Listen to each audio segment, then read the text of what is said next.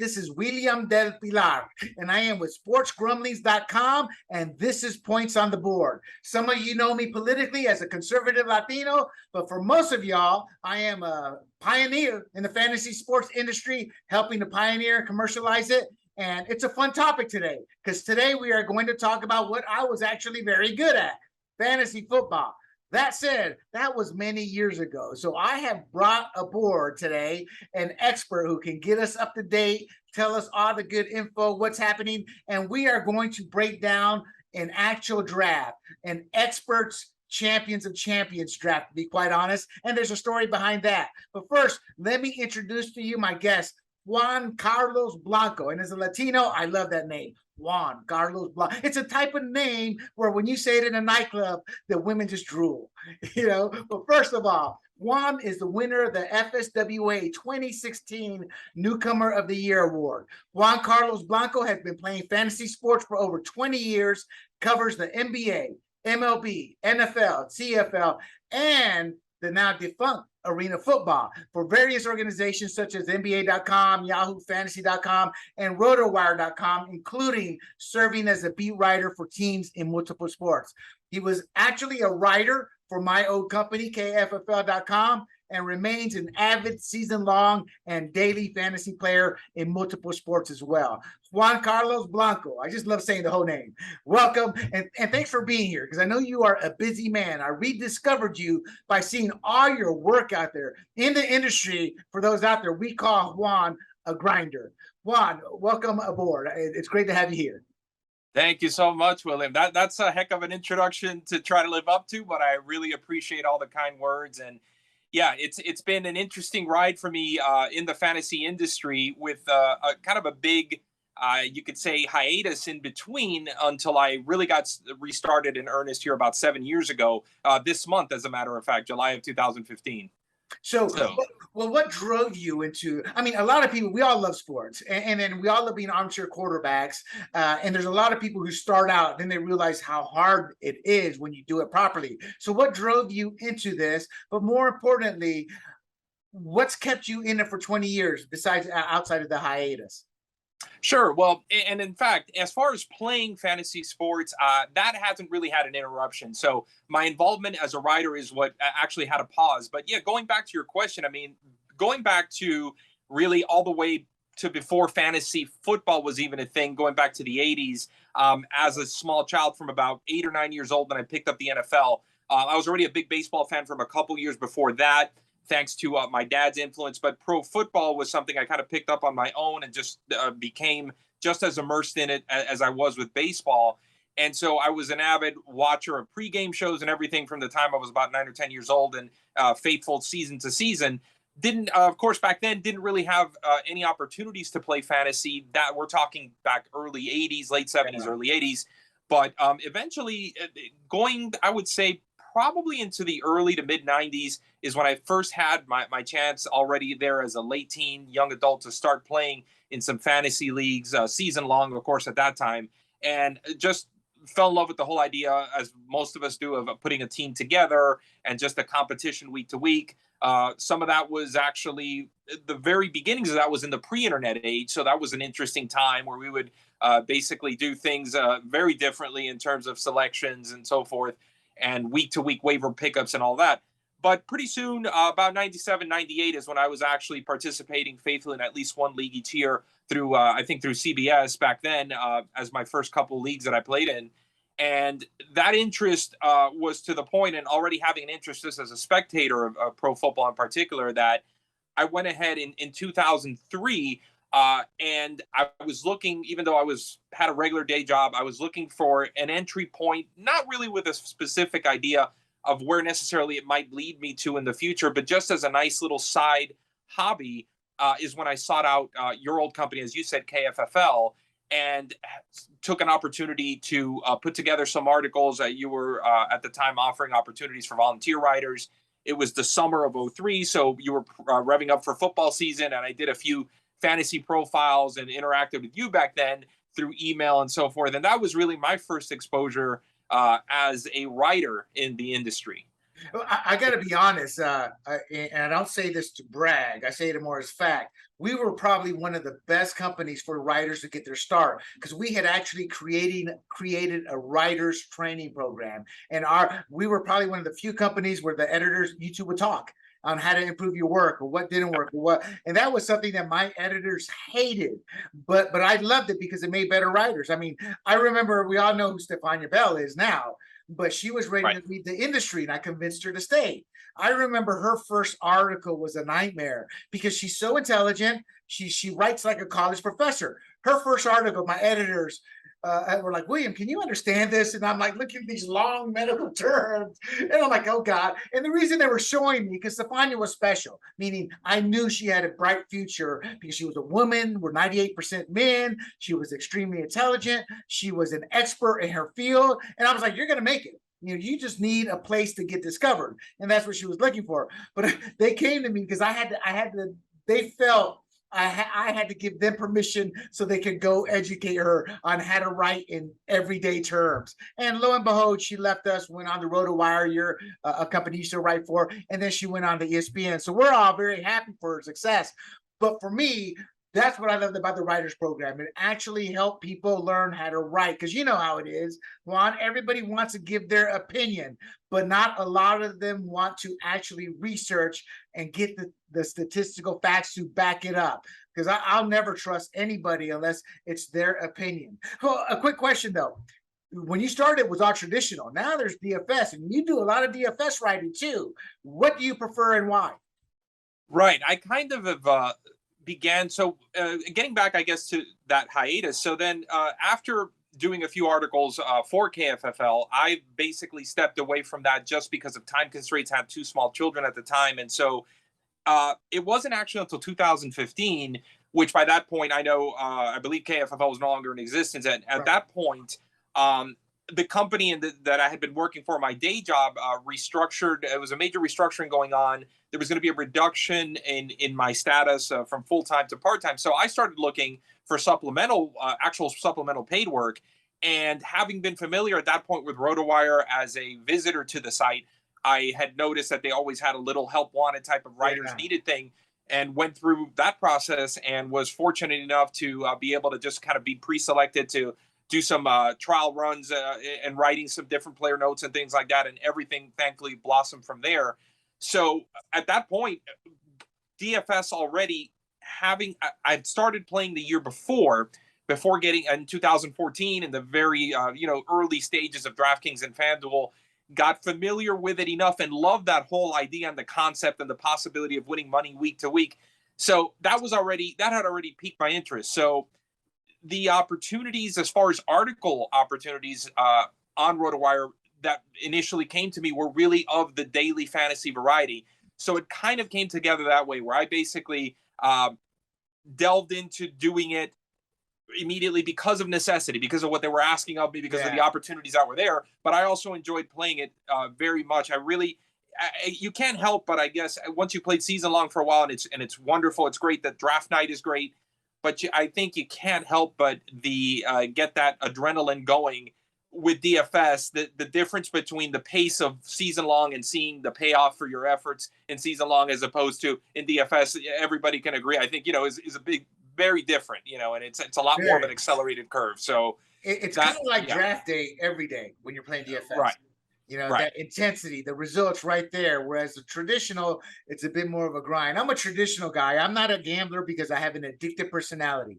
And if I gamble, and I don't believe these people who say they win over and over and over. I'm like, yeah, you may win here and there, but not over and over and over. Yeah, I mean, maybe there are, but gambling is built for people to lose. At the end, you're going to lose, unless you're one of these experts or somebody with your knowledge or that. But even then, it gets tough. But that's why I don't do DFS. I'm more of the male bonding, the ego, the talking trash, and I love that with traditional because it is a slight form of gambling, more like that gentleman's bet with a pot at the end. But you don't care about the money as much as the trophy and the talk trash. True. So I kind of got disillusioned with it because as the internet grew, more and more people just wanted to draft via the internet. And I was one of these guys. I love everybody getting together on draft day, then cooking out, then talking trash. And that seems like a thing of the past compared to what it is today. Right. No, I know a lot of that has changed for a lot of home leagues, neighborhood leagues, that kind of thing. Although I guess there is a lot of the hybrid, I guess, being the high stakes season long is kind of a nice little middle ground between the two, where you're still waiting to see if your efforts will pay off at the end of the season, but you've got a lot more riding than you would with your friends and family league. But in those cases, I know that they make a big deal about getting together in person, and it's always that's been an event in and of itself. So there's still some of that around, but you're right. I mean, the convenience, I remember really the one big season long league that I would still play with family and friends, and we've been having that going now for a couple decades, has been switched to online for the last few years, just out of convenience. Everybody's life changing and everything else, even though everybody's here within the city of Miami and everything, it's kind of, that's just kind of how it went to, like so many other things do with the convenience of online, it defaults to that. Right. So, I think that's human nature, convenience. And I think as we get older, we're going to look back at that convenience and regret it, not having seen that friend or family member. There's nothing wrong or bad, because it is human nature. I think, man, I don't want to drive 2.5 hours, man. Screw Jose, screw him. I don't want to see him. I'm going to draft online. Who knows what the story, but it's all fun at the end of the day. So what advice would you give up and coming writers in terms of how much of a grind it is, how much dedication? I mean, just your own words. What would you tell somebody who goes, hey, Mr. Blanco, what can I do to be a better writer? Right. Well, it's interesting because I think it also has to do with what you're trying to achieve in terms of income within the industry. I guess you could say, whether you're trying to do this while maybe holding down still a day job, and you're trying to just do it more for the love of the craft and wanting to share your knowledge and expertise with others, and maybe carve out a nice side type of income doing this kind of work.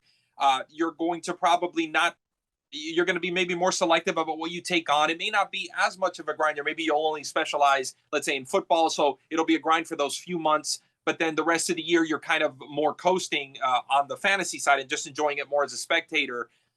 It changes when, well, it developed for me, not that it initially started out that way, but I ended up doing it that way, where initially I started trying to just supplement some income. And eventually, because luckily the opportunities did continue to come, it did turn into a situation where now I have to kind of almost catch myself or watch myself, luckily, to not take on too much and not turn it into a grind of the type that becomes almost like you stop enjoying it for as much as you did before, type of thing. Right. So my advice would be, I guess, to really evaluate, first of all, what you're going to be doing it for, what your goals are financially initially to start off with. And you'll be able, I think, from that to pace yourself appropriately, most likely. And the other thing I've always tried to, I guess, impart, I've got a son now who's about to graduate college, who is going into sports media. And he's not so much the fantasy side, but more traditional sports writing is what he's interested in. But what I told him, it applies there too, is try not to say no to anything that's put in front of you. Even if sometimes, I told him, even if sometimes you got to fake it till you make it, you may not be quite sure exactly how you're going to write about what they're asking you about, or you may not be as sharp on the knowledge of that particular sport as an opportunity that might be presented to you. It involves, you still go ahead, believe in yourself, bet on yourself a little bit responsibly. You don't want to take something on that you're not going to put a good work product out for. But I do think that you do have to kind of bet on yourself, believe in yourself, that you'll be able to grind it out and do whatever work you need to get up to speed on something. And don't pass up opportunities, because you never know where that could lead. And you're more versatile and more valuable to your employer if you keep saying yes as much as possible. So that's right. It's a plus with writing. You have to consistently, I write so few and far between. An article will take me 2 to 3 times as long, just because, I'm rusty. So writing every day, and you really don't want to turn that down. Oh, and for those who are wondering, my old company, KFFL, I sold it. And we were the flagship of a startup.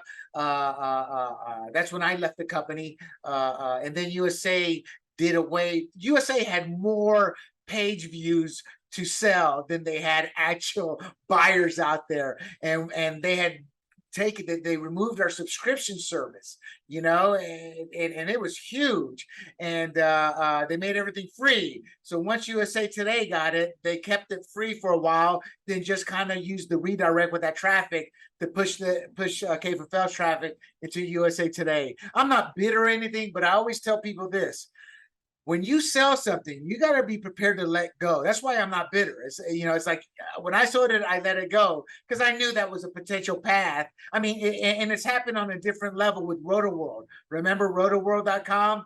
Now it's NBC Sports Edge. Right. And so when you build something as an entrepreneur, then sell it. Be prepared to let it go, and life will be much easier, much more fun, and you won't be bitter. Okay.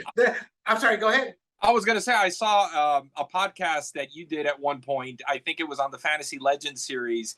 And I heard your entire recounting of that story. I heard you tell a lot of good stories from the company's growth and everything and the company's history. And I really enjoyed that. So I'm familiar with a lot of what you're saying because I remember you expressing a lot of that same sentiment in that interview. Yeah, that was with Emo Kavik, and Emo Kavik is an old dinosaur, but he's a legend. And the thing about life, which I'm sure you'll agree with, at our age, when we look back at something, we always remember the great times. There were a lot of times too, but that's what makes life so unique. You remember the best out of the worst situation, and I think that's what makes us better than animals. We're able to compartmentalize and keep moving forward. So let's get into some fantasy. I want to just sit there and talk some general fantasy questions, and then we're going to dissect an actual expert's draft. But some general fantasy questions.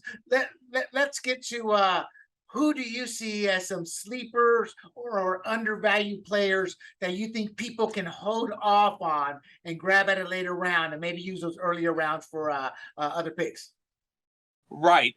Well, there's a lot of interesting. One of the things I find interesting going into this season is we have some uncertainty here with some big players, some guys too who have some big names who have some contract situations that are really critical, that are kind of just up in the air. I'm referring mainly to Kyler Murray and Lamar Jackson in the sense that we know these guys are going to get paid, but they're getting antsy. And so it'll be interesting to see what happens as far as whether either one or both are going to go into this season with their situations resolved long-term or not, because I think it's going to prey on their mind a bit if things are still kind of pending. I mean, of course, I think they're going to be ultra motivated, I think, either way, both of those guys in particular this year.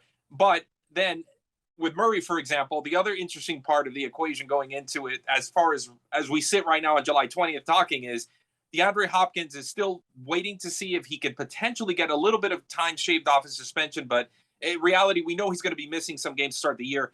DeShaunWatson, of course, the biggest wild card situation going on right now is him and his whole entire situation. So you've got some of these big names that people aren't sure quite what to do with, and that their absences, for whatever long they are going to affect so many other people around them that we would be drafting and considering in fantasy. So exactly. Those things all together make for a very interesting concoction of uncertainty going in. And just looking through, I mean, and I'm trying to hone in here on what we would consider sleepers off the top of my head, because there's been, with so much offseason movement this year too, of so many big names. That's another thing that I found really interesting about this offseason was you've got a lot of proven guys, but you've got a lot of them in new situations all of a sudden, and we don't quite know exactly how they're going to fit yet. A.J. Brown coming to mind, and of course Baker Mayfield now in Carolina. He first has to win the job officially, according to what they're saying, so we have to see about that. But that's another another X factor, I think, too, as it comes to our drafts. As far as I guess true sleepers, and I'm trying to give you some good names here that won't be just run-of-the-mill obvious names. I think off the top of my head, at a position that's not the most luxurious, but tight end, Albert O in Denver. I think I really love the potential there, obviously with the quarterback upgrade that he's got and Noah Fant being gone. That combination of those two things, I think, could really lead to some big numbers for him. And it looks here like in Tampa Bay, if we believe Gronk and we take him at his word, he's gone for good. He's not coming back. Cade Otton is a fourth round rookie, that they've just selected. Showed a lot of potential at Washington, but had an ankle injury that kind of cut his senior season short. But they like him, and they plan, with Brady at the helm, obviously he could make pretty much any player step up his game. So I'm looking at him as depending on how fast he picks things up this summer, because he hasn't really been able to participate in OTAs because of the injury. We're going to have to see how he does in training camp and preseason, but all he's got right now to beat out really is Cam Brate at tight end for Tampa Bay. And given Brady's history of using tight ends and successfully using tight ends, that's going to be a really interesting situation there, I think, especially with Chris Godwin out for Tampa also the first few weeks probably. So is that the type of situation where you tell somebody, keep an eye on this kid in training camp, see how he develops and all that? Because I like to draft no earlier than 2 weeks. My best time to draft is 1 week, or is that Thursday, where the Thursday nights already played that weekend, so right. So I always tell people, you got to follow some of these training camp battles. And it sounds like that's one of those battles to keep an eye on to get a good sleeper. Yeah, that's definitely for him. That would be, I think, the real recipe to really figuring out if he's going to be worth your while is going to be watching that carefully and reading those reports coming out daily. We're talking a lot about the old days earlier and the old days of fantasy. The amount of information that we can get now from training camp drills and practices, what we used to be able to get back then at end of the day summary, it's just night and day. And that comes in of great value with a rookie like this, where you really have no body of work to rely on at the pro level with him, and not even any off-season work yet. So he's like a total unknown until we see him on the field. But yeah, once you start getting those reports, if things are sounding good, looking good, he's got pass protection down correctly, because that's very crucial when you're playing with Brady. It's not just going out and catching the ball. So if all of that is looking good, I really see him. I mean, not a flashy name, and like we said, not a flashy position when we're talking compared to the other skill positions, but that's a big one that I can think of offhand.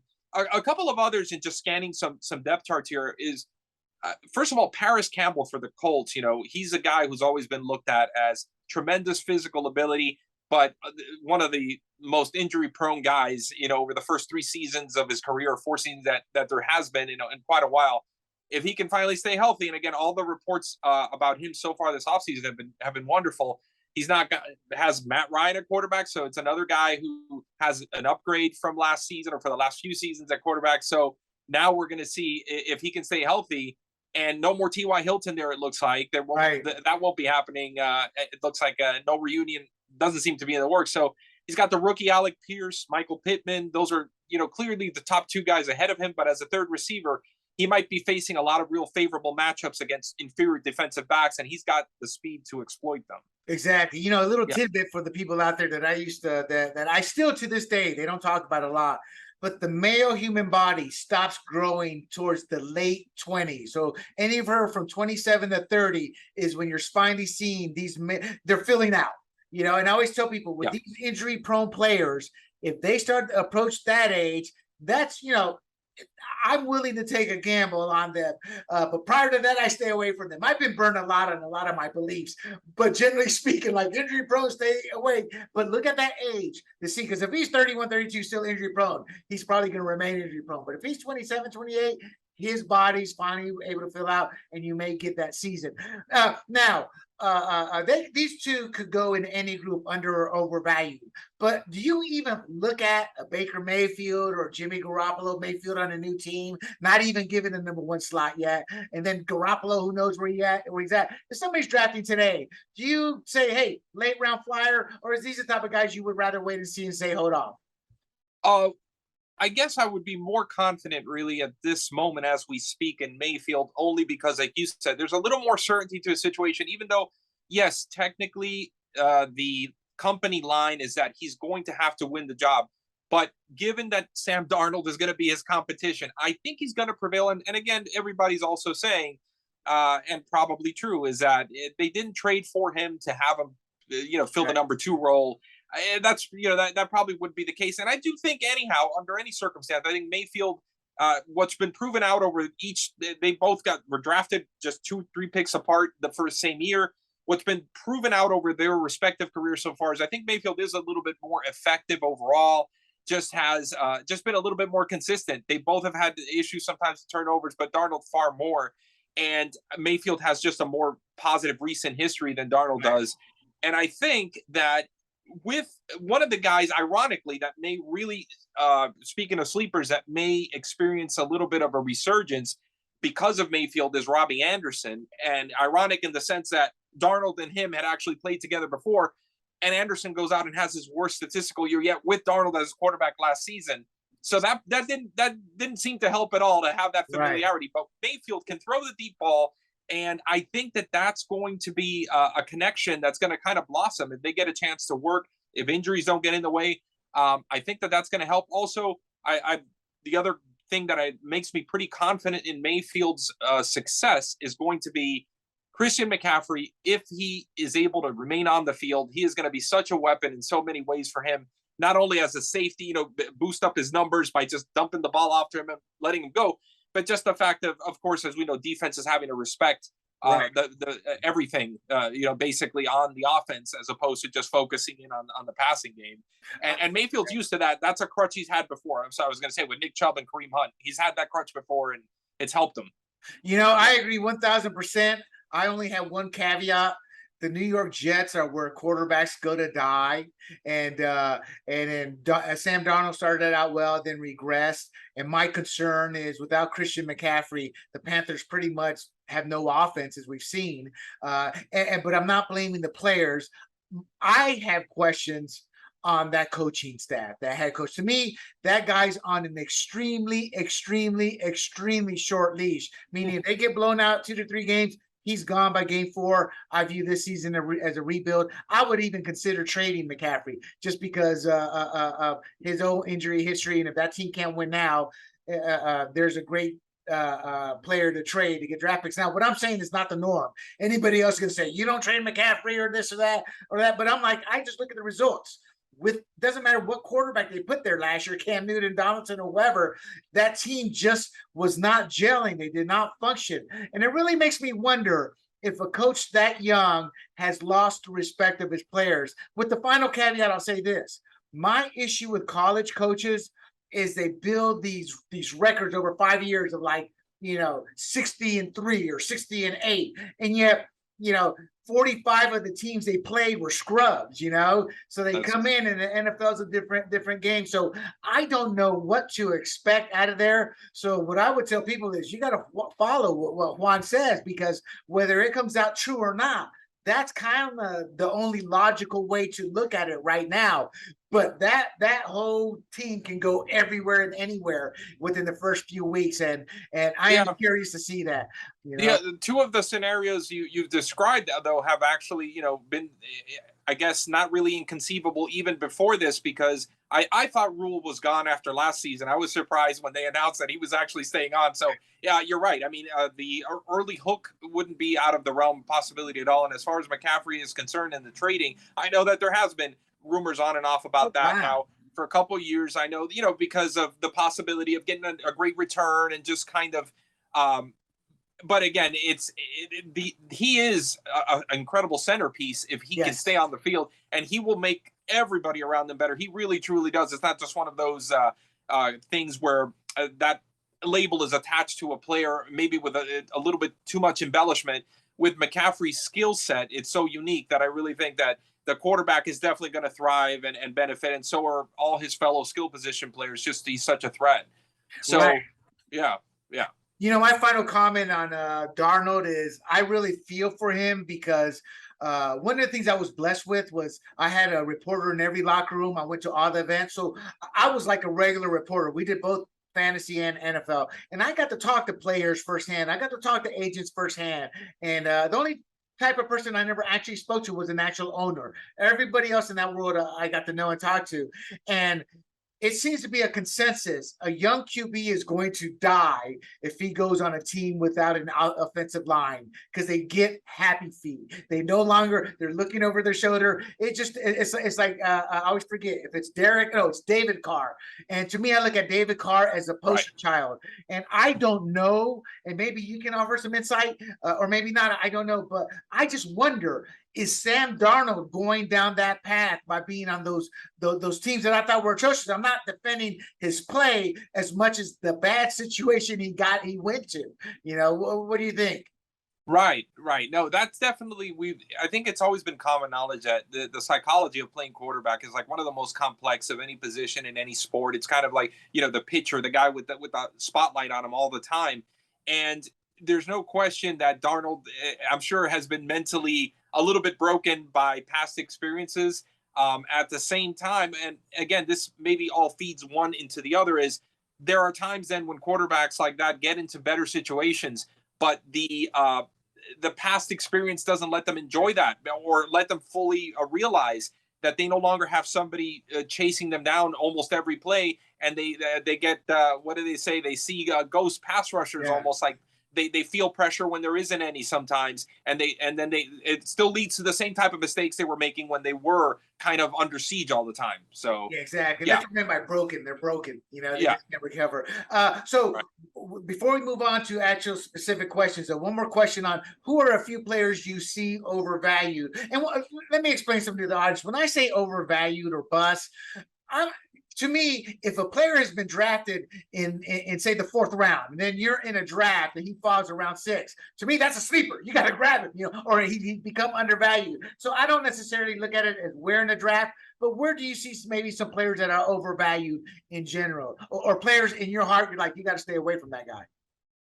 Right. Well, a name that comes to mind, and this may end up just with the caveat, I'll say that this could end up being proven completely wrong by the end of the season because of the high-end offense that he plays on. But we've seen how much hype Gabriel Davis from the Bills has received, right? Because if you break out the way he did in a nationally televised postseason game, that's going to be inevitable. And the physical skills, it's not that he didn't have a lot of, I think, good press before. I think a lot of people were waiting for him to emerge because it was one of these guys that they felt this guy is going to eventually blossom into something special. And now he gets into a situation where Emmanuel Sanders is gone. There's no other buffer between him and Diggs, and so it's going to be he's got the number 2 role. He's going to be facing starting corners of a good percentage of the time, and that's when it gets interesting to see the route running and all of that. Is it going to stay as precise, or is it going to be as effective? Is he going to get as much separation playing against probably a better quality of player? The reason why I would say maybe like he'll fit into some kind of category that we could call overhyped or potentially overvalued is that people are probably jumping on him maybe a bit early, or what could prove to be a bit early based on that, because there's a lot of buzz around the industry. And one of the things that going back again to our little comparison about the old days and today is, in the old days, since we didn't have, even though we did have the internet, let's say, even back in the early 2000s, we didn't have the social media component. Right. Buzz about a player didn't spread as fast, and groupthink wasn't, I think, as much of a problem. You would read the magazines, you would get a feel from what the professionals were saying. But nowadays, you can get on social media, and everybody, regardless of qualifications or their knowledge, is just spouting their opinion. And sometimes it's just an opinion, and that's all it is. It may not, it may sway you, because you hear so many people talking about it. It's just human nature. You can't, you think you're going to miss out on something if you don't take this player, for example, and you might jump on him too early as a result. Oh, exactly. Yeah. I agree. Every Tom, Dick, and Harry's an analyst now without having done the research, and God bless them. That this is their era. The technology's there and all that's there, but it was much harder in our day. I remember discovering these little tricks, tools, or this data. Like, I remember the first time I discovered Barry Sanders sucks against Green Bay. He averages like less than 5. He was like in negative yards during the winter months when it snowed. So when I told a guy, yeah, don't play Barry Sanders, he looked at me like I was the biggest idiot. And I think he had like 30. He did what I thought he would, but still, there's that rule, you don't bet your studs. But learning those little tricks, well, not tricks, but discovering those nuggets of gold is always fun, even today. All righty, let's go into the quarterback position. Generally speaking, in a draft, or not in a draft, in 2022, should somebody drafting this month, should they wait on the QB position, or should they try to lock in one of the top starters? Well, I really think it comes down to format, and scoring. And that's one of the things that maybe I see, we see rankings of all kinds out there all the time and everything, but I think it's such an elementary thing to think about that it might almost seem like it's not worth mentioning. But I always think it's worth just reminding folks, always check your league scoring settings, because that's gonna really guide you one way or the other, or it should, in a lot of your decisions, and especially when it comes, like you're saying, to prioritizing position. So I would say, I mean, with a quarterback position, I've always, the league that I've played in the most consistently over the years, we've actually have bonuses for 300-yard passing games and a point per completion. So a quarter and 6 points per touchdown, not 4. So it's not. Yeah, we get some. The scoring is something that we kind of embrace there. So it's and receivers also full point per reception, everything, but quarterbacks take on more value in a scenario like that, for example, where you'll see typically it's not your traditional focus on the running backs first and you can lead quarterback to 4th or 5th round. It doesn't work that way, because you'll end up with just kind of scraping the bottom of the barrel if you wait too late in a scoring system like that.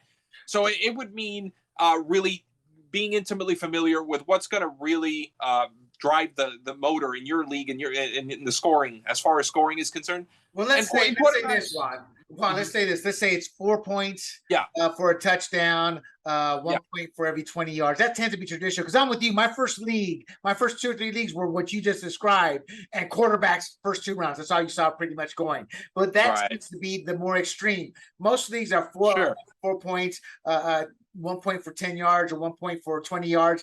In a league like that, what would you recommend? Right. I think in that league, I mean, from what my experience has been in those types of leagues, and also seeing in general what you've seen some draft results out there when people publish them, I think a good, solid, let's say, for the very elite superstar guys that can run the ball, that can give you significant rushing contributions as well, so that you're kind of drafting yourself not just a quarterback, but you're a more complete player than that. I mean, then you can even, make justifications for second round, late second round, early third round for some of these elite guys. I'm talking about, of course, like the Lamar Jackson being a prime example, Murray, Mahomes to that extent as well. I would say, in those cases, there are exceptions to the rule, I think. Yeah. Because other than that, you can see guys, maybe Josh Allen as well. You can see other guys that you could conceivably see, they're going to fall to the 4th or the 5th, even though they're great, rock solid pass throwers, but they may not be able to give you much more than just whatever their passing stats are in a week to week. Exactly. So what about Deshaun Watson? Now he falls into he can rush and he can throw. I like his talent a lot, but that's all we've kind of seen, except for glimpses here or there. Do you take a risk on him not knowing what this time next week, we should probably know, but right now we don't. So what would you tell people? Yeah, that's the $1 million question of this summer. And I feel like there's no question a suspension is coming of some sort from all the rumblings we read. So he is definitely one that even in a quarterback, centered type of scoring system, I would really mind the round and really be careful, be picky about that round in which I took him in.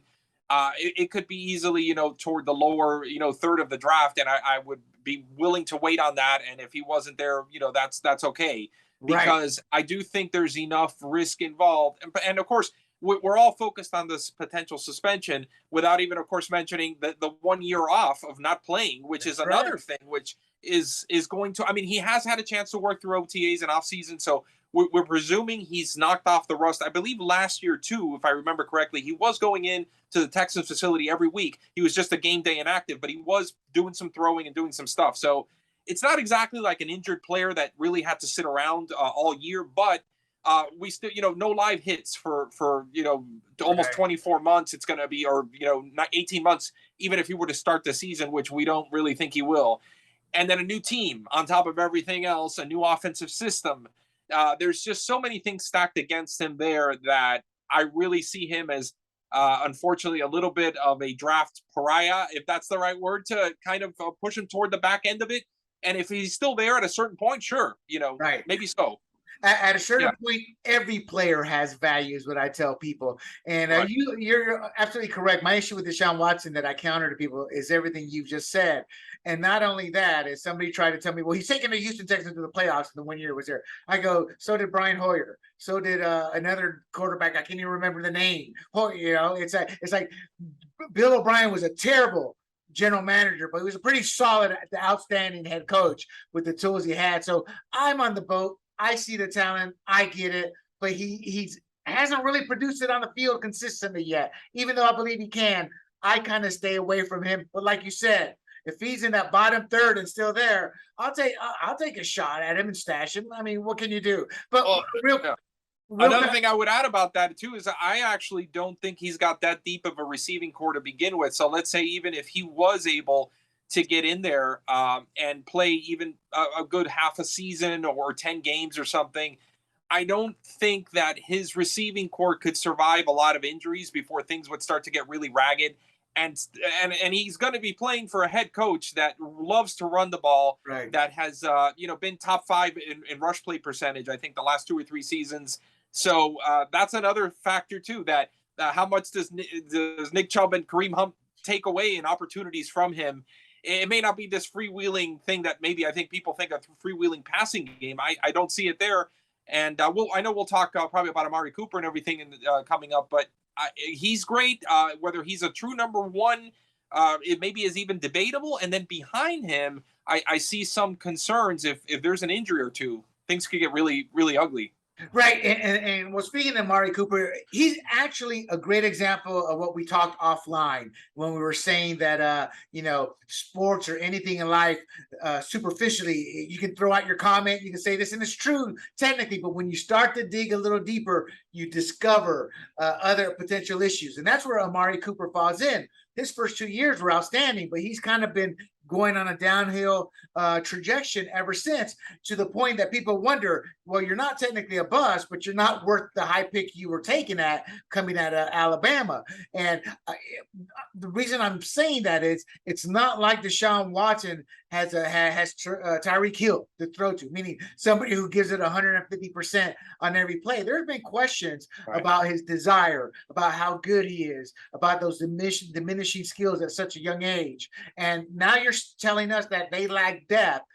I'm saying, to me, that just tells me stay away from DeShaunWatson. But let's focus on Cooper. Where would you see Cooper as a fantasy receiver? As a number 2, number 3? What are you thinking here? Right. I mean, I think he's a fine, let's say, a fine number 2 on your roster if you need to, if it comes to it.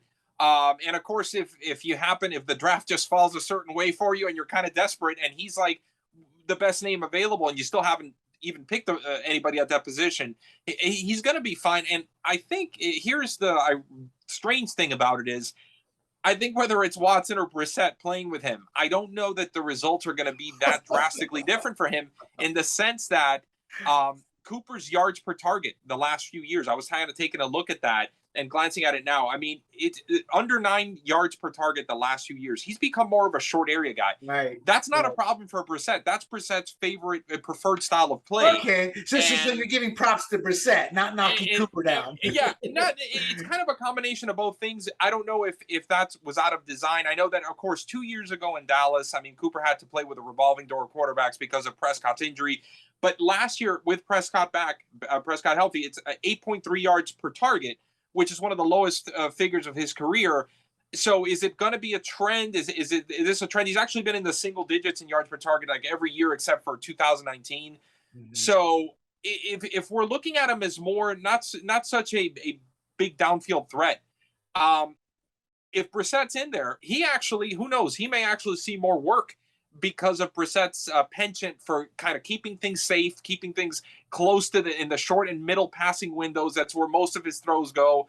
They may actually have pretty good chemistry when it comes to that. He may just feed him on volume alone. He may get you, especially in a full PPR league, he may get you a lot of production. And with Watson, who knows? Watson may get more creative. Watson would move around more, maybe take more risks, and maybe focus more on Donovan Peoples-Jones, who's a speedier downfield guy at this point.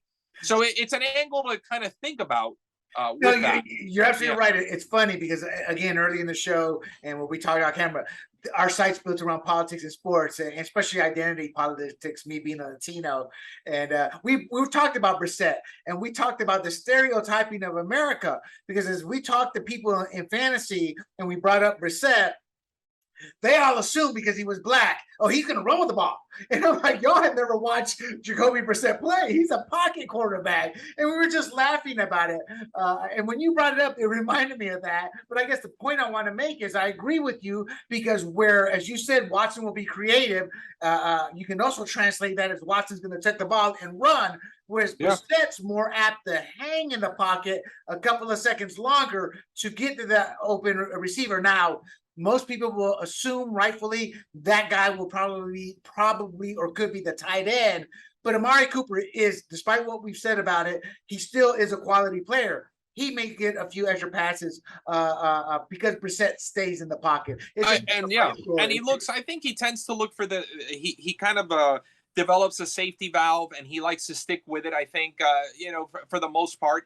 And I honestly, as far as a quarterback, I would trust, I think, Cooper, who is a great route runner, who does have solid hands. I would trust him more, for example, than David Njoku, who's been, as you were saying, the tight end, but he's been more like touch and go throughout his career. He disappears for weeks on end sometimes from the stat sheet, and he just has not the same level of consistency. I mean, Cooper may not have always lived up to that, like you said, that high draft billing, but the guy has produced. The guy does catch the ball well, and he can handle volume. He can handle a lot of work. So again, that there's maybe an argument to be made that they're going to, try to just go the safe route, obviously, if they're forced to go with Brissett in the passing game, and that's at all other times basically ride Chubb and Kareem Hunt as much as possible. Right, right. And for the audience out there, it's an older article I wrote maybe a few months ago, but I break down Cooper's whole career in terms of where he's going. So if you're looking for a little bit of information on that, I do document a lot of things that Juan said here. We're going to skip a couple questions. I want to get the draft, but I still want to know the running backs. Is the RB, is running back still the position you target round one, round two, unless all the studs are gone? Is that still the rule in fantasy? Right. In the type of standard scoring that we were talking about, I think it would be. I mean, I think it's still, one of the smarter ways to approach it. Like you said, with potential exceptions here and there, because we have seen, I think one of the things maybe we have to adjust in our thinking over the years is we've seen some incredible numbers from receivers that we didn't used to see before. Right. I mean, there's been, I remember, I'm sure you do too. We're old enough to remember when like Herman Moore, breaking the 100 catch barrier was like a major story, and it's become a kind of, passe almost now. Like you see these guys putting up some incredible numbers. And so the Justin Jeffersons of the world and so forth, that they're almost, you'd have to look at it side by side, I guess, for fantasy points per year comparing to some of the top running backs. But these guys are producing like just as much. I mean, they've got their receptions. If you're on point per reception, they become extremely valuable. They're getting into the end zone double-digit times a year too, just like running backs, top running backs are. So there's a case to be made. But yeah, to answer your question, I mean, I think so, and I think while we had a few years there where the stud running back or the big workhorse guy was kind of, I think it looked like going by the wayside a bit. Yeah, with Derrick Henry. Yeah, with Derrick Henry and with some of these others, we know they can't keep that up for too many years before they start to break down. But while they're in their prime, while there's still not a sign of any kind of breakdown, a lot of these guys are kind of reliable week to week in the workload they're going to get. And so that makes them very valuable in drafts. Correct. Yeah. In fact, we used to call them the cowbell. And when I first started playing, and you did too in the 90s there, that lasted until about towards the end of 2008, 9, 10. I mean, but that's when you start seeing injuries taking their toll, a lot of them. But then that's when you start to see teams mixing it up with a 1A, 1B, or a 1 and 2, or getting that third down running back in there more often than not. It's just one of those tough positions where in the fantasy sports world, if you get a cowbell, he's one of the top 3 picks, period. But because of the dearth of injuries, the running back position will always be one of the shallowest in the draft. Now, let's talk about a position real quick before we get into the actual draft we're going to analyze. Tight ends. I've been reading. Real quick. what you said about wide receivers. When we started playing, I had a rule. I never drafted a rookie. They had to learn the system. They were behind starters. But that's kind of changed over the last 7 to 10 years because of the pro-style offenses. And I think the rule changes benefiting the offense. I think that's what's created this wide receiver explosion. And in their defense, these people make ungodly money. But it's good to see the wide receivers earning their due, after many decades. And I hope the running backs get to do that as well. But we all know quarterback is a marketable position. It's a position everybody wants, the player everybody wants to be growing up. So we get it. So let's go to the tight ends. That used to be a very shallow position. You'd have 2 to 3, and then the rest were blocking tight ends. Where do you is the tight end position one you can play weekly matchups because of the depth, or do you still grab one of the top 4 to 5 players? I guess, how has that position changed, and what do you think of it this year? Right. Well, so going back, it's similar in certain ways to what we've seen with the evolution fantasy-wise of the receiver position, in the sense that some of the guys we have, at least in this current generation of tight ends, are producing numbers that are rivaling that of receivers or exceeding them. And so we used to have, like, we're going to go even further back when, Kellen Winslow was just destroyed, the senior, not junior. When senior was, just tearing it up with Dan Fouts and the Chargers in the 80s, I mean, he was seen as some kind of otherworldly player that was kind of a total, I guess, what they call now unicorn at his position. I mean, he was just, the athleticism he was displaying wasn't common. You really didn't have too many other guys like him at the time, going back to that era. And then we've had now, going to the present day, when you look at guys, Kelsey obviously is going to be the first name that comes to mind. Just between the system that he plays and the quarterback he plays with, and his own physical ability, and just his ability to produce numbers that are just out of this world, he becomes a guy that I consider him, very high. Like, he's not just, if I can get him, I can prioritize him or pretty early in a draft, maybe over even a comparable receiver potentially, especially this coming year with, which is going to be one of the interesting things to see is the Kansas City passing game. How will it handle the departure of Hill? We do know, though, that one of the things we could almost, bet our lives on is Kelsey is going to probably see even more work than usual. And Mahomes, I'm sure, will just be leaning into him so much, especially because the two guys that are going to try to together approximate Hill and his production are, I mean, Valdez-Scantling and Smith-Schuster, is who we're talking about here, are two guys who undeniably have talent, have physical skill. Consistency has been an issue. Smith-Schuster looked like he was on his way after his rookie year, his first couple years, to being an incredible receiver. And he's been an enigma the last couple years between injuries and performance. So those two guys, I don't know how much Mahomes is going to get out of them. So Kelsey, I'm sure we'll be seeing plenty of work. Kittle, obviously another guy who is just incredibly gifted athletically and can get down the field, and is a great blocker. So he's a very unique combination as well. Yeah, his problem, though, is that rookie, not rookie, but second year QB. We don't know what we're going to get out of him. Right. Yeah, he's got the big questions in that regard. Everybody else, I mean, I do see where, you could play the matchups. There's some exceptions. I mean, you can make a case for Zach Ertz, another guy kind of like a Kelsey light that will have a big receiver missing from his team for the first few weeks of the season in Hopkins. So we expect Ertz to probably be a favorite target of Kyler Murray early on. So I think he's another one that, you can make a case. He's a guy who's proven to be consistent.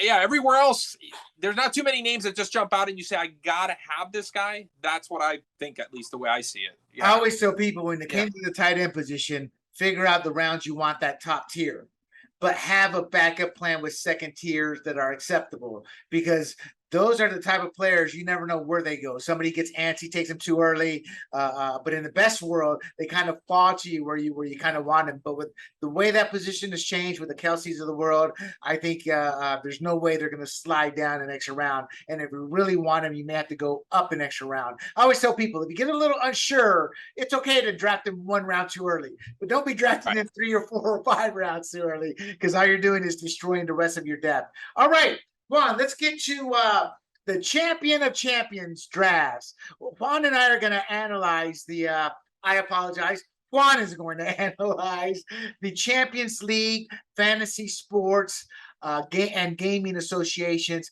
Expert League Draft. So my understanding is this league, they are all past champions.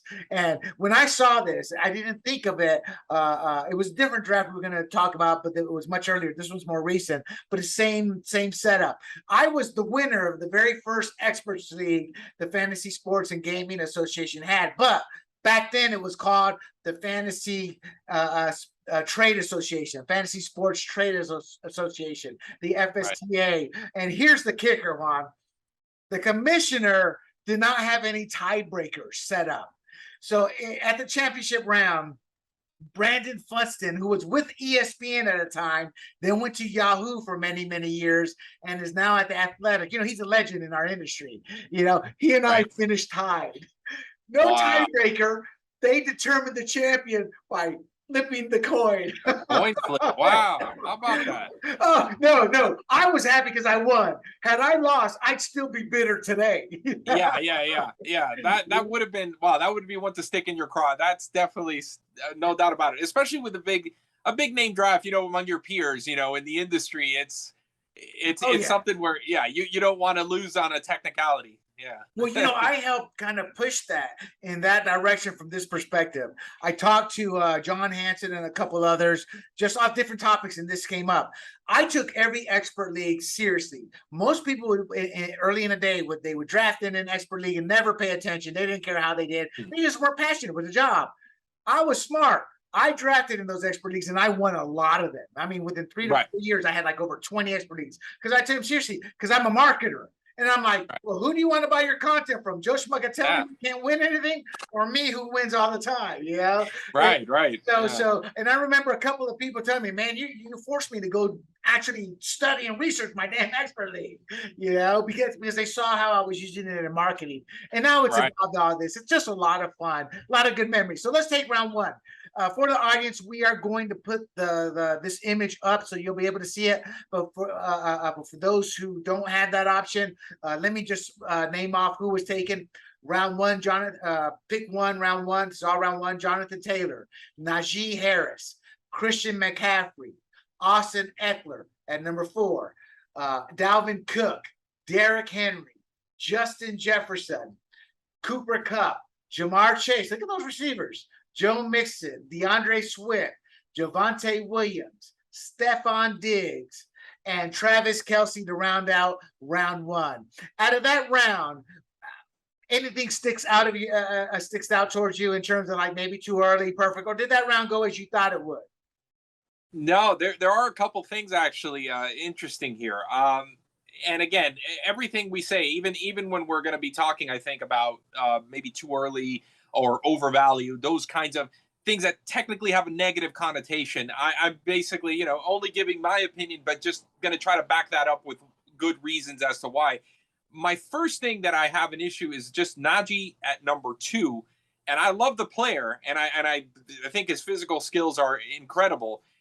You probably can guess at what I'm going to say is I'm worried about the scenario that he's in. And the work it should be there, even though there has been talk this offseason that he's going to have his volume. They're going to be careful with his volume. They don't want to, I believe they made a comparison to Le'Veon Bell early in his career, like overusing him too early on in his career and having then problems pop up later. So they're still going to give him, I'm sure, a hehealthy workload. The problem is going to be that workload's coming behind an offensive line that last year just struggled to do anything for him.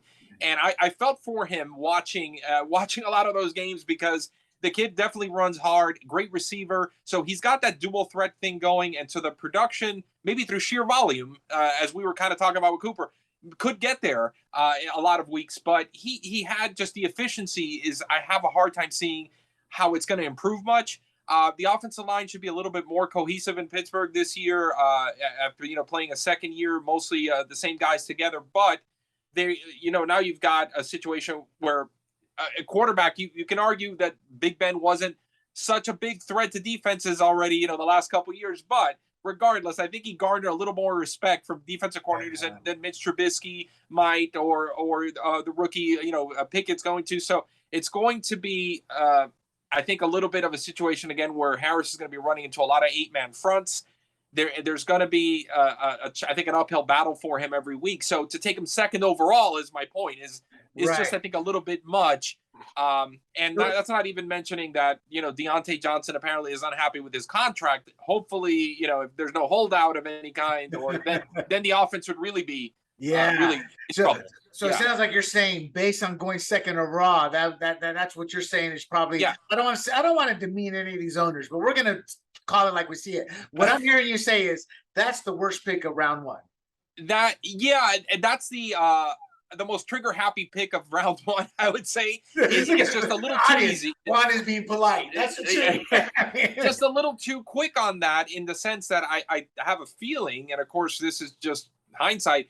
Would he have been available later down the line, even later in the into the second round? Maybe, possibly. I mean, seeing how many receivers were taken later in this round kind of gives you reason to think maybe so. I don't know if anybody else would have valued Harris up, that highly. Oh, so you're thinking he could have gone different here, and well, he was on the back end of the second round. Harris probably would not have lasted all the way to the back. That's true, end. Right? So he may have. Factoring that in. That's true. Okay, out of the running backs there, before we go into the other rounds, out of the running backs there, who would you have taken, or any player in that first round? Who would you have taken ahead of Harris? I guess what I'm asking is, where do you think Harris should have fallen in that first round, or should he have gone in the first round?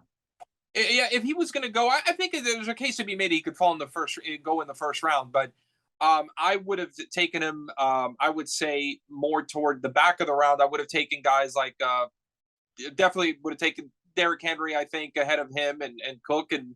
Yeah. Eckler is another one that I'm not so enamored with completely that highly, only because, again, this is a guy who finally crossed the 200 carry mark last year for the first time. This is not a proven workhorse back. He's still looking for his first 1,000-yard rushing season, I believe, as in his career. So this is a guy who's got plenty of hype and plenty of talk around him, and a great receiver out of the backfield. But again, we haven't seen him go and really be given the workload that maybe you would expect. A lot of touches, but not the workload on the ground that you'd expect. I agree. I think he's going to make it up in his receiving, because you get points. It's 1 point for every reception. And I think that's kind of what jacks him up, and that's what that's what the expectation is for that high of a pick. Yeah, but I'm with you. If he's not a proven, he's not a successful 100% back. His skill comes in with being the all-around back, the back you can put in there in any situation, but he's not a workhorse. You're not going to be able to put him in there first, second, and third downs because his body will wear out. So I think the Chargers, he's still a Charger. To his credit, even he wasn't just a byproduct. Early in his career, people may have thought, well, he's just a byproduct of coming in and complementing Melvin Gordon after Gordon's work with his hard bruising style has worn defenses down. He's such a change of pace that defenses don't know how to handle him. To his credit, he hasn't lost that much efficiency coming in as a primary guy, but he's still not getting a workload that's that different from when he was kind of backing up Gordon. I think Herbert helps up his value. I'm not defending him. I'm trying to find the logic in the decision. I think looking at Herbert really upping his value up. But here's a blast from the past. What I'm hearing you say is what I was reminded when you were talking about that is Natro Means and Ronnie Harmon, or Merriam Butts and Ronnie Harmon. Those two Chargers. It just reminded me of that. Or Michael Turner. Another guy. Jesse Chapman, if we really want to go further back, but these guys who have these moments, coming in and just kind of fresh legs, kind of outpacing the defense, where they don't know what hit them when they become full. They get bigger workloads, they don't handle it as well. Eckler doesn't quite fit into any of those categories per se, because he did log over 200 carries last year. But I don't know if that's probably where they're most comfortable keeping him and not really going much more than that. So Okay, well, let's look at rounds 2 and 3. This is going to get old, but I'm going to do it once more here for the audience. I'll read off who was taken. Round 2, pick 1. Mark Andrews, Cam Akers, Tyreek Hill, A.J. Brown, Alvin Kamara, Ezekiel Elliott, Deebo Samuel, Saquon Barkley, Aaron Jones, Mike Evans, Nick Chubb, CeeDee Lamb, Devontae Adams, Leonard Fournette. Then we switched down a lot of names, people, I know. So make sure you check the image out. Am I reading this right? Is it snaking or is it going to the beginning of each one?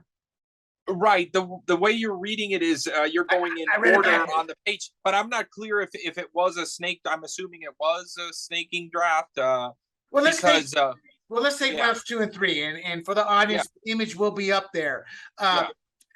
What stands out to you in looking at this? What trends are you starting to see happen in terms of teams and what you're thinking their strategy? But what's your general view after looking at rounds 2 and 3 and then looking at the overall aspect of rounds 1 through 3? What do you see in the nucleus of teams? Right. Well, one of the guys when we were talking tight ends earlier that I failed to mention, of course, that's kind of in that Kelsey Kittle category is Mark Andrews, and interesting that we see him taken.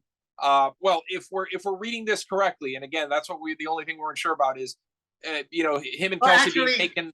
Juan, I'm sorry. I did not say it out loud. It's snakes back because it's got to go ESPN with the first pick. ESPN's not going to have the second pick, so that had to be back in. So for the audience, it's going like this. Yeah. That way.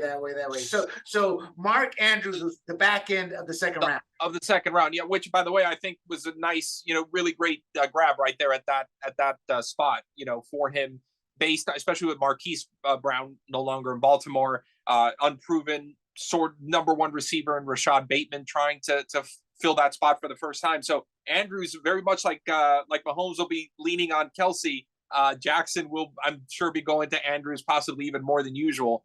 So the trends I'm seeing, though, in the second round, we clearly see the receiver, some receivers here starting to make their way into the mix. Devontae, of course, one of the biggest stories of the offseason, and CeeDee Lamb now with Cooper gone. Mike Evans with Godwin not around. You see, there's usually a little storyline attached to everybody. Deebo Samuel, I mean, a fascinating story in the sense that he's one of these guys that's hungry for a deal. He's seen all these other receivers get big money this offseason. So the motivation level, it's an intangible, but it does come into play. There's no question about it in sports. So that'll be interesting. We call it playing for a contract. Yeah, exactly. That's the greatest intangible a player can have. Yeah, and we've seen it happen so many times in so many different sports where players are having some big years and contract years. Okay. AJ Brown saying, AJ and Hill, I was just going to say, fascinating angles to the in themselves, new scenarios and new quarterbacks. So what about Saquon Barkley there? He went in the middle of the second round. What 2 injury-riddled seasons, but he just looks so fantastic when healthy. What do you think of him this year and in this draft? Too early, too high? I mean, too early or a good pick there? Perhaps a tad early, but I'm trying to evaluate, everything in the grand scheme and seeing that, let's say we got Taylor, Harris, McCaffrey, Eckler, Cook, Henry, Mixon, Swift, Williams, all of them off the board by that point, and Aaron Jones right before him, I guess. So I can see where, it gets to the point. It's all relative to positional need also. And at that point you can say, hey, this guy's got, there's no doubt about the ceiling that he's got as a fantasy player, even though he hasn't really been able to show it the last 2 or 3 years, but it's worth a roll of the dice based on the unique circumstances of the draft. The same team had picked Cooper Kupp in the first round, so they went receiver. They went against the grain in the first round. So now they're trying to get their hands on that running back position before things get out of hand, and then they're really scraping the bottom of the barrel. That's what I was thinking. Yeah. And there's a lot of hope for Barkley this year. All the talk off season has been his health is finally back to 100%. He feels explosive again. He's got Brian Daboll, I guess now as head coach, where there's a lot of hype around him based on what he was able to do in Buffalo. So that's going to be an interesting, there's a lot of hope for the Giants offense, even with Daniel Jones still at the helm, but there's hope that there's going to be more ingenuity, more creativity in that offense, and that's going to help, everybody. Right. These youngsters with the supplements, the weightlifting, the low body fat. I remember talking to spec ops guys, and they're a different beast. Why? Because they're facing life and death when they go out on a mission. They're not playing for 60 minutes. And they would always tell me with training, you got to have some body fat. It's like they're like what you see on TV is not the prototypical spec ops guy. And I really wonder some of these injuries is they're like machines, but they don't realize body fat actually helps protect that machine. And when I look at Saquon Barkley, it looks like you're looking at a weightlifter. This guy, he's like a physical and I don't mind saying that because these kids work hard and they are as close to physical Greek god specimens as you will get. So I mean, it's just my personal 2 cents on that, but I just really wonder. Plus, these guys are getting bigger, but what doesn't get bigger? Their joints, their wrists, their knees. So I would love to see Saquon Barkley play injury-free 1 year just to see how good he could be because he just looks phenomenal. All righty, running through rounds 4 through 6. I'm not going to repeat these, my friends. It'll take us too long and you won't remember. But for Mr. Juan Carlos Blanco, what do you see in rounds 4 to 6? And at this point, can you give us an initial thought of what teams you're starting to like here? Sure. Well, in looking at rounds 4 in particular, just starting there, Josh Allen, which if I'm yes, it would be toward the very end of the penultimate pick of the 4th. Right. I love him there. I mean, I think that he's again one of these basically the Lamar Jackson, Patrick Mahomes level. Obviously, as a passer, he's gotten there. As a runner, we know what he can do. So I think that he just is a great weapon to have at quarterback. This is a team, this is the Najee Harris team with the first pick, but he's got the running back position nailed down between Harris and Cam Akers. Yeah, you got Terry McLaurin in the 3rd round. So now, pairing up, it's time to get a quarterback, I think, at that point. And that was about as good as you're going to get. So that was a great pick that stood out. In looking elsewhere in that round, DK Metcalf, just a point on him is this is a guy who's trapped in a bad situation. I think that we're going to see potentially traded at the deadline if they can't really work out something long-term with him. So he could end up being in a much better spot for the tail end of that fantasy season when the fantasy playoffs are coming and all the big clutch parts of the season are coming. It may actually be a nice little gamble to pay off in the 4th round there. Right. Going in 5th, Patrick Mahomes, starting off the 5th round, another great pick that I would be very comfortable with at that spot. Justin Herbert, 2 picks later, looks like a great pick. DeAndre Hopkins, some risk, but we at least know it's not like a Watson situation where we're still up in the air. We kind of know at the most it's going to be 6 games. With a speed guy next to him in Brown, once Hopkins gets in there, if he stays healthy, I think that's going to be a really good pairing for Murray between the two. And with Murray playing for a long-term contract, I think the conditions are going to be right for him to kind of thrive. There's, AJ Green last year was often kind of a miscast number 2. He did pretty decently, but he's no longer the guy, that we knew early in his career, but he actually did handle himself pretty well. But as a number 3, where he is projected to be most of this year, I think that's a perfect spot for him. Brown is much more of a guy to take pressure off Hopkins. I'm looking where what pick was Green? It's all a blur now. You mean AJ Green in the draft, in the real draft? You mean back? Okay, gotcha. You're just okay. No, I'm sorry. I misunderstood. You're talking about. I just meant. Gotcha. Yeah, just saying how having a good solid number 2 in Brown. I mean, a real legitimate speed guy in Brown is going to really help. I think Hopkins out. So I all those picks there at the beginning of the 5th, I really liked. And as far as the team and just taking a glance here on what's really coming together nicely, I mean, I like the USA Today Sports team picking in the third slot. Steve Gardner, McCaffrey, Tyreek. There's so much home run potential there in the first 4 rounds, in particular with Herbert, Tyreek, and McCaffrey, that that kind of stands out to me. And in taking a look here at some of the others, just trying to kind of quickly peruse them here. Let's see. Well, Mike Clay, VSPN coming out of in that first slot. I mean, with Taylor, Andrews, Keenan Allen, Marquise and Patrick Mahomes. I mean, there's nothing to really argue with there. I would have to say, and so I like the looks of that. Allen is just such a target monster, and is so entrenched in that offense that barring injury, he's almost locked into certain and the same, Taylor, Andrews, Mahomes. It's a lot of security there. Marquise Brown a little bit more of a wild card, but I really like that team. Oh yeah. Well. I actually view Mike Clay. When I first met Mike Clay, started following to me. He it's like here's a fantasy sports field, and then here's Mike Clay and his knowledge. So that's not surprising.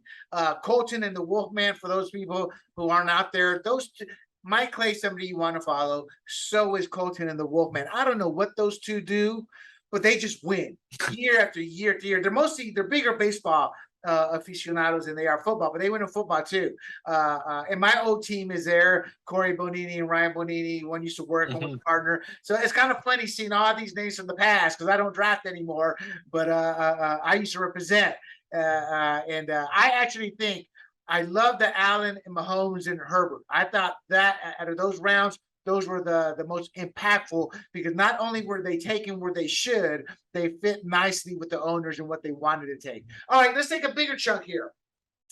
Let's look at rounds 7 through 12. First of all, before you dissect a few of the players here, because at this point, you're getting a combination of your starting. You still haven't filled out your starting team, but you're starting to gather your depth, the multiple receivers, multiple RBs. So what should an owner be thinking at this point in their draft? Adding depth or still going for the home run for starters? What would Juan Carlos Blanco do? Right. At that point in the draft, I mean, depending on how your roster makeup is coming along, I mean, I'm still looking to steal some good, starters with secure roles. Definitely, there should be certainly, some out there at every position. So that's what I would definitely be focusing on.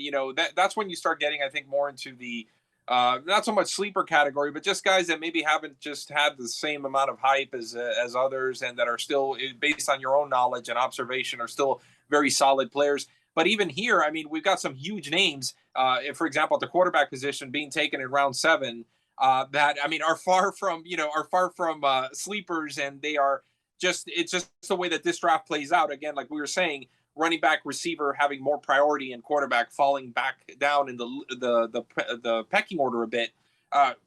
We're talking names like, Joe Burrow, that quartet there in the 7th round of Prescott, Burrow, Stafford, and Lamar Jackson all together is a perfect example of some huge names that still on the board. Real quick, Juan, the scoring system gives you rushing and receiving 1 point every 10 yards, 6 points for every rushing TD. Right. Now you do get the -1 for lost fumble, but that's beside the point. But my point being is I'm looking at Lamar Jackson, and at this point in time, I don't want to say the steal of the draft, but maybe there's your undervalued player. And I say undervalued because he's not a sleeper. But to me, based off the scoring system, based off the potential he may be playing for a contract, to me, that's arguably one of the best picks I've seen so far. Am I looking at this wrong, or what do you think?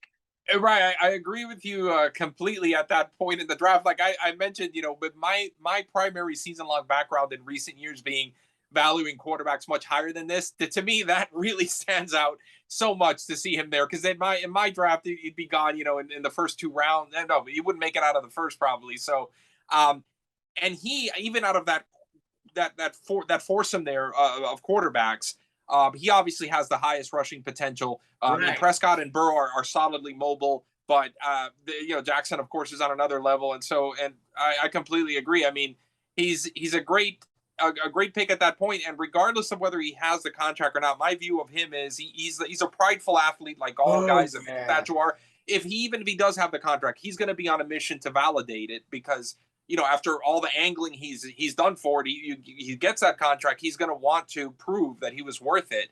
He's not the kind to sit on his laurels at all. So right. He's one of arguably my favorite player right now, because I'm in politics. But when you look at Lamar Jackson, most kids don't see a black man. They see a role model. They don't realize they're looking at a role model, but they aspire. I mean, he's humble.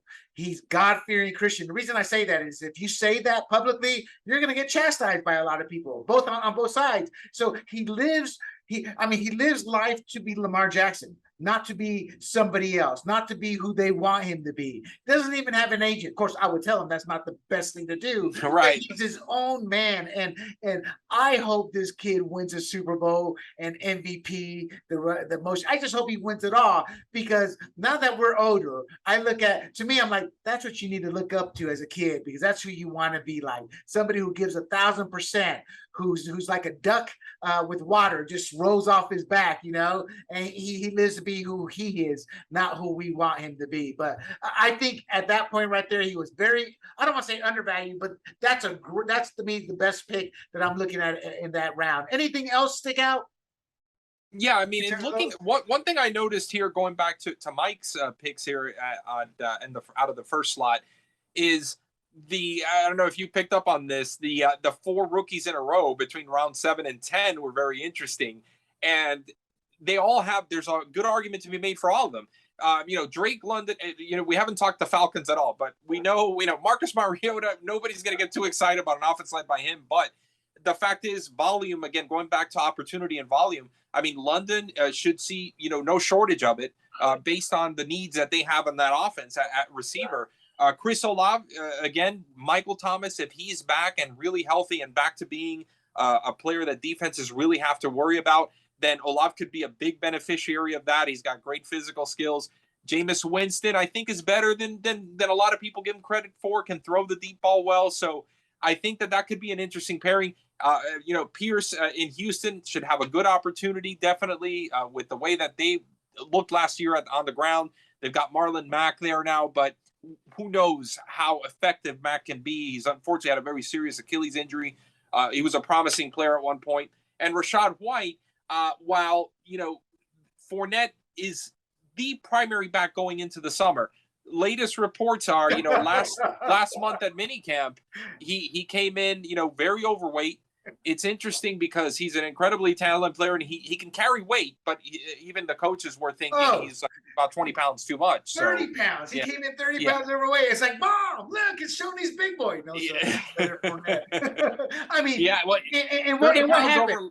What happened? What did he get this offseason?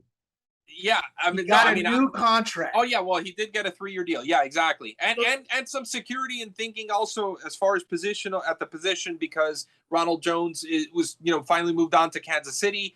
He kind of only had the rookie to worry about, but Rachaad White in his senior year at Arizona State, I think it was, he was a very good two-way player that showed he could definitely catch the ball as well.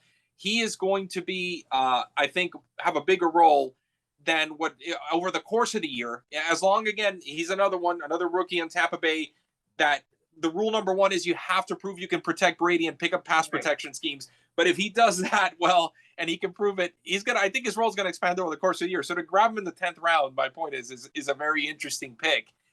The guy next to him, I will say, for Encore Fantasy, Irv Smith, forgotten guy by a lot of people because he missed all of last year after arthroscopic surgery, which isn't the usual thing that you see. But it'll be interesting with Kevin O'Connell now in charge in Minnesota. They've got an offensive-minded coach there for the first time in forever. Smith could really be an interesting player that I think is going to surprise a lot of people. He's shown plenty of good potential when he was healthy over the first 2 or 3 years, and then just last year was just a washout. But all accounts is he's back to full health, and he's going to be interesting with the defenses worrying about, Jefferson, Cook, Thielen, and having all these things to be concerned with. Right. And, you and I both saw his dad play for the Saints. I was wondering that. I'm like, is that Irv's kid? That's Irv's son. Yeah, and but I think he's a lot more athletic. He's a lot more athletic than his dad. So. Yeah. Okay, so I agree with you. I think the Pierce pick is a very savvy pick, because my concern, and this is what I told people, I don't know about, again, once I sold the company, I went to more business oriented things, but there was a belief players who got paid, one of two things would happen. The drive would still be there because they won a championship, or they would get fat and happy. Looking at Fournette right now, 30 pounds overweight, or from his playing weight, after getting a contract, I can understand why the team is upset. You just signed your big contract. We put our faith in you, and you come in 30 pounds overweight, because people don't understand. You do not lose 30 pounds in 1 to 2 weeks. You lose 30 pounds in a couple of months at best. And even then, you're eating perfectly. Football practice and other games and all that will help lose the weight too. But you're kind of playing from behind, you know? Right. I kind of view that as a savvy pick. Now, moving over to the late rounds 13 through 16 to wrap it up. Before I get your opinion, I want to ask you a couple questions. Do you expect Lawrence Taylor, Trevor Lawrence to make the cut, the big leap this year? And Kirk Cousins, you brought up a very important point. He has Kevin O'Connell. A report came out this past week that Mike Zimmer didn't even like Kirk Cousins. And Mike Zimmer's a defense-oriented head coach. And let me tell you, people, after 20 years covering the NFL heavily, if a defensive-minded head coach does not like certain players of the offense, there's a good chance that could afflict that offense in many ways that we don't see. Do you think Mike Zimmer may have held that offense back a bit? And do you think Kirk Cousins could have a resurgence with Kevin O'Connell? And do you think Trevor Lawrence makes the leap this year for the Jaguars?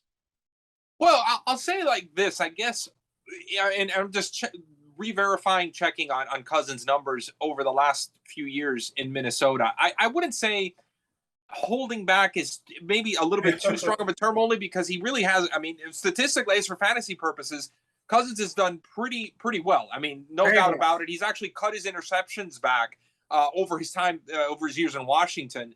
So but there's no question that perhaps just not having that priority, the guy at the top having maybe offense and that side of the ball as his main priority or just his main level of expertise, it may have hindered or may have put a cap maybe on their potential. But again, Jefferson, has had some great statistical years under Zimmer, and so is Thielen. So, but there's room for improvement.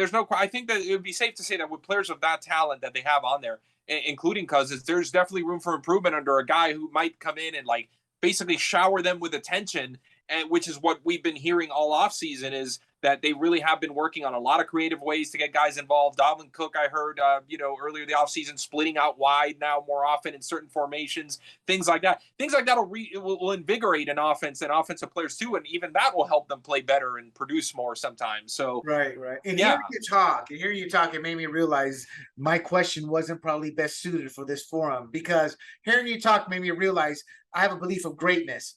There are 10 zillion great players, but greatness are those who transcend that. Michael Jordan's, Steph Curry, those type of players. So when I look at Kirk Cousins, I think the difference maker could be, instead of Kirk Cousins being worried about making mistakes in big games or the playoffs, he has a coach now who goes, throw it. I have the confidence in you. And it's that slim line where it's not the stats, but it's the attitude. And I'm wondering if O'Connell is going to bring that change to him. So wrong question for the wrong forum, but I think overall, O'Connell could move him up enough to where instead of being one and done or maybe advancing the one game playoffs, they become legit contenders. It's going to be fun to watch. But what about Trevor Lawrence? I mean, the guy it was just like a drama soap opera in Jacksonville, to where I think a lot of people, we don't really know what we're going to get out of Trevor Lawrence, or do you see a big jump?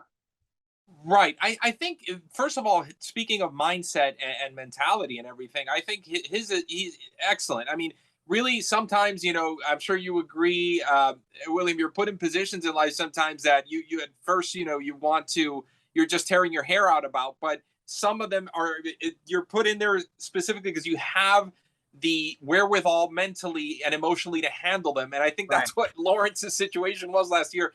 Probably nobody could have handled all the different turmoil that he was experiencing, not just even in the losses piling up, but of course all the issues with the head coaching and everything else. So much turmoil all year, and he pretty much, at least outwardly, handled it as best as any rookie and top overall pick who already had plenty of pressure just based on that alone.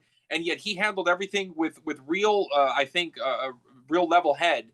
And so I do see and believe that there's definitely room for him to make a big leap this year. And looking at the last 3 games of last year, which included a game against the Patriots and against the Colts, of course, that infamous Week 18 game.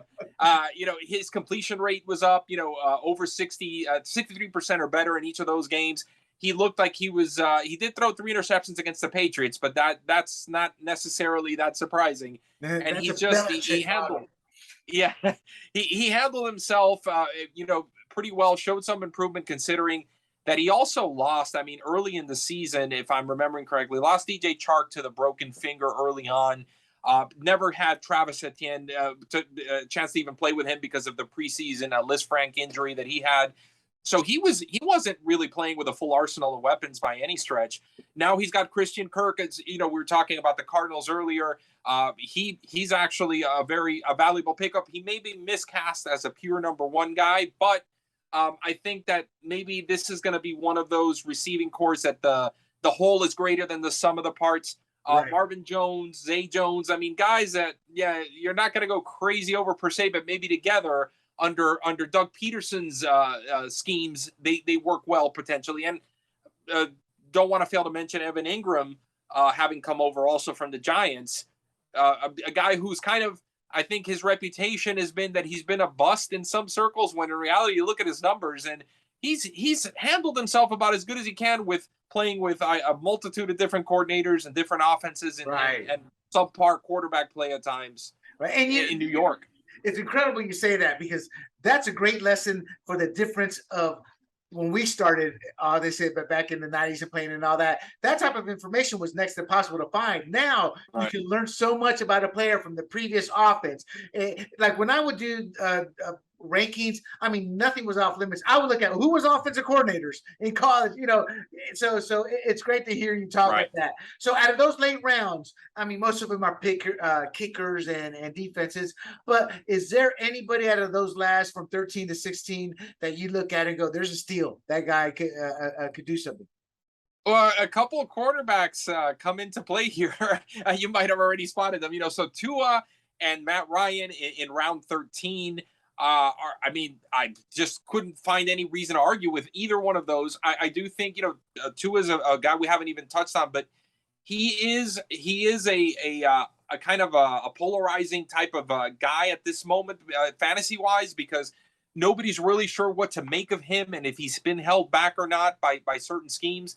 We're going to find out this year. I mean, I know that this is the year that he's going to feel some pressure on his shoulders because he knows that there's no excuses now with Tyreek and with the improved offensive line, with the revamped running back core.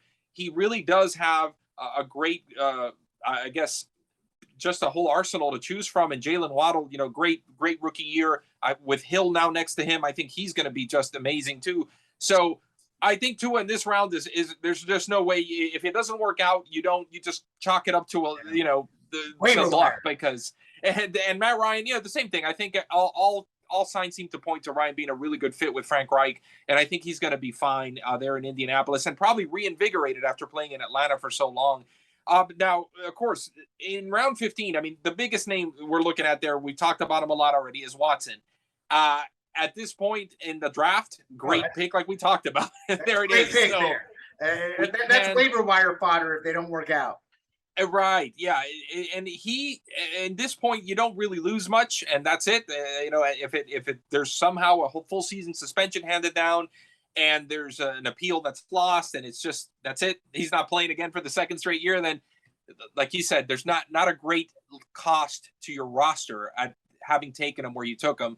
And if he even plays half the season and plays that, and you have him in the fantasy playoffs available to you, it'll be just wonderful. Yeah. I got to be honest, Juan.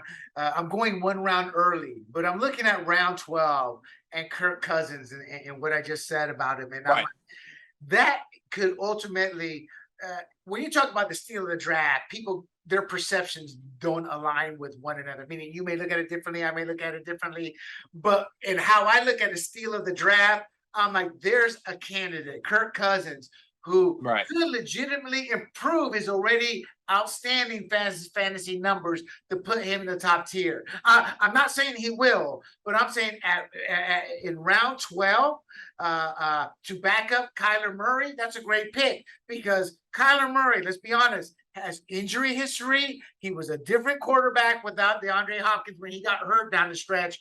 And to me, Kyler Murray, the player I see Kyler Murray is that infamous play now where he's getting sacked in the end zone and just throws the ball. But the reason I say that is he's got a big hole to overcome because everything that's come out about him is not much of it has been positive. So, and the reason I bring that up is because I think those are legit questions on Murray. I'm not saying it's going to be bad, but I'm saying there are legit questions. So to be able to grab Kirk Cousins in round 12, it's kind of like, if Murray falls to the wayside, you can just slot Cousins in.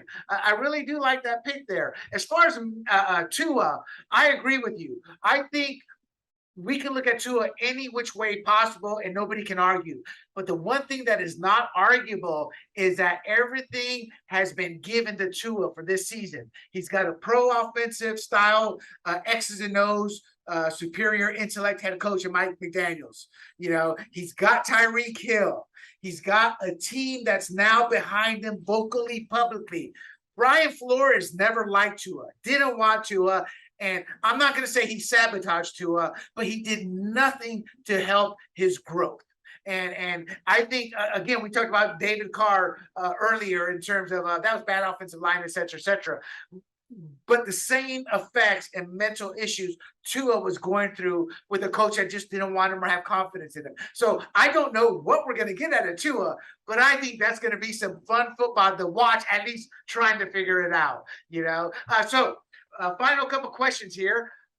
Draft winner. What teams do you think can compete for a championship? And it's a lot to absorb, so I'm not going to hold you to it. But is there a team that you look at that I like this team the best? Yeah, I'm going again with Mike Clay at ESPN and his whole collective roster there. I really like. I mean, there were some other good late ones that we didn't talk about with him. Robbie Anderson and Josh Palmer, who could end up being players that actually surprised this year. And he has, it looks like, if I'm reading, he's got the two quarterbacks, right? So he's got Mahomes, at the top of the depth chart there. So if he holds up and he's healthy, I think even though he may not be as prolific as when he had Hill, there's going to be plenty of production from him as usual. And in looking, just trying to find another kind of potentially good challenger there for him. Just trying to see, I always tend to also look at the quarterback position as a really key, key situation there. So yeah, I agree. Yeah. While you're thinking that, yeah, what's your take of the huddle with Corey Bonini and Ryan Bonini? Corey used to work for me, and Ryan was my partner at one time. So I'm just curious. I left the industry. They stuck around, which was in a little side story, Juan, before we sold and all, we talked about our future, this or that. And I'm like, look, this is my career. I'm a fantasy guy. I love this. I walked away, got into politics. They said, screw this. I want to go do something different. And they both end up making careers. You never know what life's going to bring you, What do you think of that? Right. No, I do. I like that. I was actually, when you mentioned them, I was actually in that column taking a look at it because that start that they had with Mixon and Mike Evans, I really liked. I'm not necessarily, Damian Harris is one of these timeshare situations that worry me. Allen Robinson worries me to an extent, even though he's going to a much improved, definitely a big improvement in his surroundings and his offensive environment. But whether he's going to be the same player that he was earlier in his career, I think is still kind of up for debate. I love the Burrow pick, though, as we talked about earlier. And, these guys, there's just a lot of question marks for me down near the bottom. Although I think the Njoku pick at the point that it came, in the 14th round is one that could pay off nicely just because he does have talent. He's always had talent. It's just been a matter of, can the quarterback and him sync up?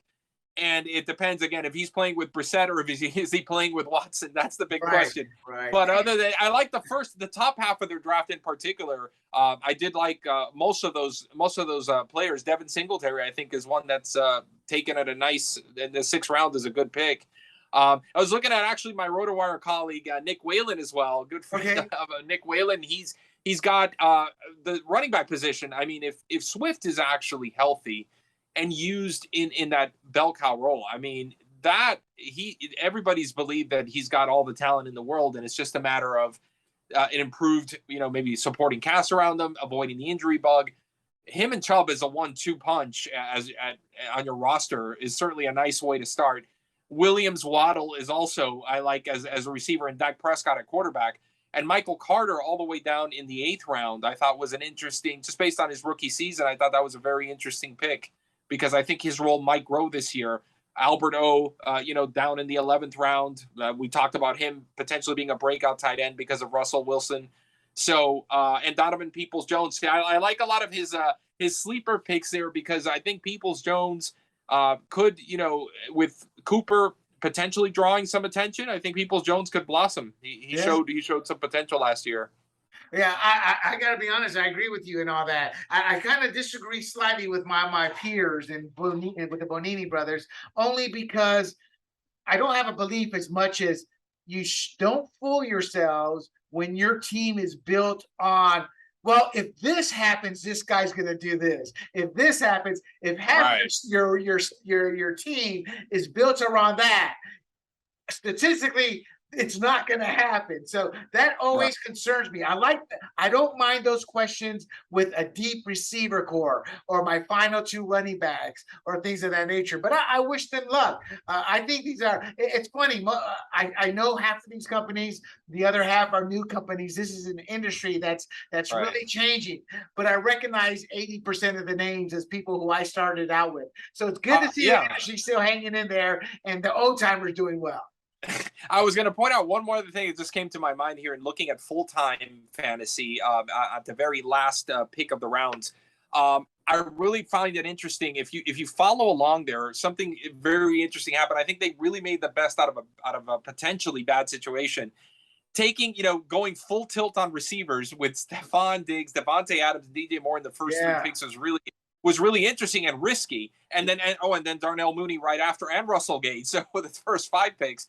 Then, they knew they were going to have to settle, I'm sure, for some second-tier running backs. But this is a little bit into what you're saying, the hypotheticals where, you can't really bank on that. But Tony Pollard, James Cook, Melvin Gordon, they probably made the best out of what they could in that situation and then still grab Russell Wilson in round 10.